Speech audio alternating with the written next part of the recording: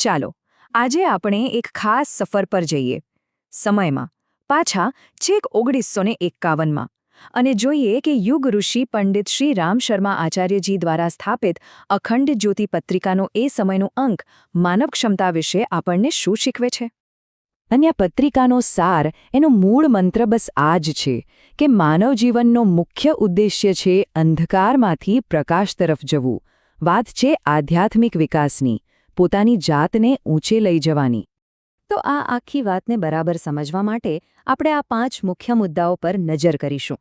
1. શાશ્વત જ્યોતિ, ગાયત્રીનો માર્ગ અને કેટલીક અદ્ભુત વાતો. ચાલો શરૂ કરીએ. તો સૌથી પહેલાં ચાલો એ સમજીએ કે આ અખંડ જ્યોતિ છે શું, એનું મિશન શું હતું.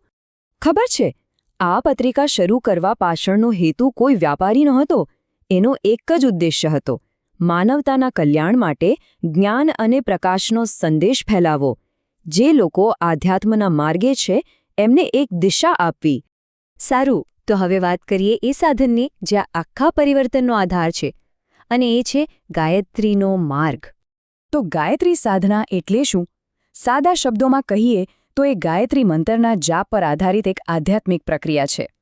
એવું માનવામાં આવે છે કે આ મન અને બુદ્ધિને શુદ્ધ કરવાનું એક શક્તિશાળી સાધન છે, જેનાથી વ્યક્તિને ખૂબ જ ઊંડા આધ્યાત્મિક લાભ મળે છે. અને પત્રિકામાં તો એના ઘણા લાભો ગણાવ્યા છે, જેમ કે આધ્યાત્મિક લાભ તો મળે જ, પણ સાથે સાથે જીવનમાં શાંતિ, સમૃદ્ધિ અને સફળતા પણ આવે. એટલું જ નહીં, જીવનની જે કંઈ મુશ્કેલીઓ હોય એનું પણ નિરાકરણ થાય. અને હા, ખાસ કરીને સ્ત્રીઓ માટે પણ એમની આધ્યાત્મિક યાત્રામાં આ સાધના ખૂબ ફાયદાકારક છે. આ તો થઈ સિદ્ધાંતની વાત, પણ ખરી મજા તો હવે આવશે. હવે આપણે એ લોકોના અનુભવો વિશે જાણીશું જેમણે આ સાધના અપનાવી અને એમના જીવન બદલાઈ ગયા. આ સાચી ઘટનાઓ છે જે એ સમયના વાચકોએ પત્રિકામાં લખીને મોકલાવી હતી. તો પહેલી વાર્તા છે ગોસ્વામીજી મહારાજની. અતૂટ ભક્તિ અને શ્રદ્ધાનું એક જીવંત ઉદાહરણ. આ છે ગોસ્વામીજી મહારાજ.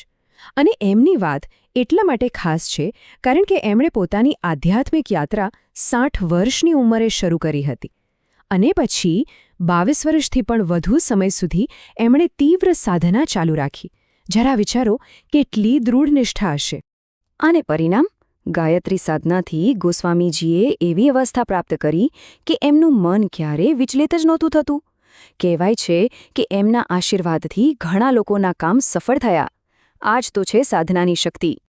ચાલો હવે એક બીજો એનાથી પણ વધુ ચોંકાવનારો અનુભવ જોઈએ. એક એવી વાત જે સાબિત કરે છે કે શ્રદ્ધા અને સાધનાની અસર શરીર પર પણ થઈ શકે છે. આ અનુભવ છે ડૉક્ટર રામનારાયણ ભટ્ટાચાર્યનું, જેઓ જાણે મૃત્યુના મુખમાંથી પાછા ફર્યા. ડૉક્ટર ભટ્ટાચાર્ય એક ગંભીર બીમારીમાં સપડાયા હતા અને એમને એક સમયે એવું લાગ્યું કે જાણે એમના શરીરમાંથી જીવનશક્તિ પાછી ફરી રહી છે, એક આધ્યાત્મિક જ્યોતના રૂપમાં. આ અનુભવ એમના જીવનનો એક મોટો વળાંક સાબિત થયો. એમણે પોતાના પત્રમાં જે લખ્યું હતું એ ખરેખર અદ્ભુત છે. એમણે લખ્યું, હું મૃત્યુશૈયા પર હતો અને ત્યારે જ એક દિવ્ય પ્રકાશ મારા હૃદયમાં આવ્યો અને મેં એક અવાજ સાંભળ્યો, ડૉક્ટર શર્માની કલમ તારું જીવન લખી રહી છે. અને બસ એક ક્ષણથી જ હું સાજો થવા લાગ્યો. તો આપણે શારીરિક સ્વાસ્થ્યની વાત કરી, પણ મનનું શું? આપણા અંદર જે સંઘર્ષ ચાલતા હોય છે એનું શું? તો ચાલો હવે એ જોઈએ કે સાધના કેવી રીતે આપણને આપણા આંતરિક શત્રુઓ જેમ કે કામ કે વાસના પર વિજય મેળવવામાં મદદ કરે છે. જો એક તરફ છે સંઘર્ષ, મન સતત ઈચ્છાઓથી ભરેલું રહે છે, જેના કારણે આધ્યાત્મિક માર્ગ પર આગળ વધવું મુશ્કેલ બને છે. પણ બીજી તરફ છે સમાધાન.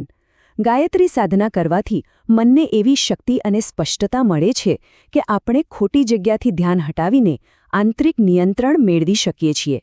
તો અત્યાર સુધી આપણે વ્યક્તિગત પરિવર્તનની વાતો કરી, પણ લેખકની દૃષ્ટિ આનાથી પણ ઘણી વિશાળ હતી. એઓ માત્ર વ્યક્તિગત ઉદ્ધારની નહીં, પણ સમગ્ર સમાજના ઉત્થાનની વાત કરતા હતા. અખંડ જ્યોતિનો સંદેશ માત્ર વ્યક્તિગત મુક્તિ પૂરતો સીમિત નથી. એ એક એવા સમાજની વાત કરે છે જેનો પાયો મજબૂત નૈતિક ચારિત્ર્ય અને સાચા જીવન પર ટકેલો હોય. મતલબ કે જો સમાજને સુધારવો હોય તો શરૂઆત પોતાની જાતથી કરવી પડે. અને આ નવા સમાજના પાયા કયા હશે? તો એમાં કેટલીક મુખ્ય વાતો છે, જેમ કે સ્ત્રીઓની પ્રતિષ્ઠા અને સન્માન જાળવવું, આધ્યાત્મિક સાધના દ્વારા મહાપુરુષોનું નિર્માણ કરવું, સમાજની સમસ્યાઓનું નિરાકરણ પ્રમાણિકતાથી કરવું અને નૈતિક જાગૃતિ લાવીને સામાજિક બધીઓને દૂર કરવી. તો ચાલો હવે આ આખી ચર્ચાના સાર પર આવીએ. આ બધાનો શાશ્વત સંદેશ શું છે? એ જ્ઞાનની જ્યોત આપણને શું કહેવા માંગે છે? ટૂંકમાં, અખંડ જ્યોતિનો આ અંક ગાયત્રી સાધનાને એક એવા શાશ્વત સાધન તરીકે રજૂ કરે છે જે ક્યારેય જૂનું નથી થતું. આપણે જોયું કે કેવી રીતે લોકોના અનુભવો અને લેખો એ સાબિત કરે છે કે સમર્પિત આધ્યાત્મિક અભ્યાસથી વ્યક્તિગત જીવનમાં ગજબનું પરિવર્તન આવી શકે છે. પછી ભલે એ શારીરિક બીમારી હોય, મનની મૂંઝવણ હોય કે નૈતિક નબળાઈ હોય, આ બધા પર વિજય મેળવી શકાય છે. અને આ જ એક જ્ઞાની અને કરુણાસભર સમાજનો પાયો છે. અને અંતે એક સવાલ જે આપણે સૌએ પોતાની જાતને પૂછવાનો છે. આજની આ આધુનિક અને ભાગદોડ ભરેલી દુનિયામાં જ્યાં નવા પડકારો છે, ત્યાં શું આ પ્રાચીન જ્ઞાન અને આધ્યાત્મિક શિસ્ત આપણી વ્યક્તિગત અને સામૂહિક શાંતિ અને સુખાકારી માટે કોઈ ભૂમિકા ભજવી શકે છે? આના પર વિચાર જરૂર કરજો.